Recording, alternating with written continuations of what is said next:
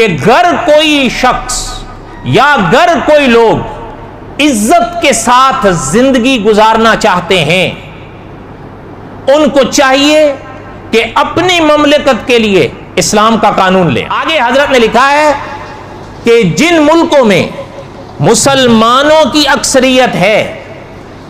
اگر ان کو ٹٹولو تو وہ سب یہی چاہتے ہیں کہ ملک پر اسلامی حکومت آئے، لیکن حضرت نے آگے لکھا ہے کہ افسوس اس بات کا ہوتا ہے کہ جب انتخاب کا وقت آتا ہے غلط انتخاب کرتے ہیں، انتخاب غلط کرتے ہیں، نتیجہ غلط ہوتا ہے۔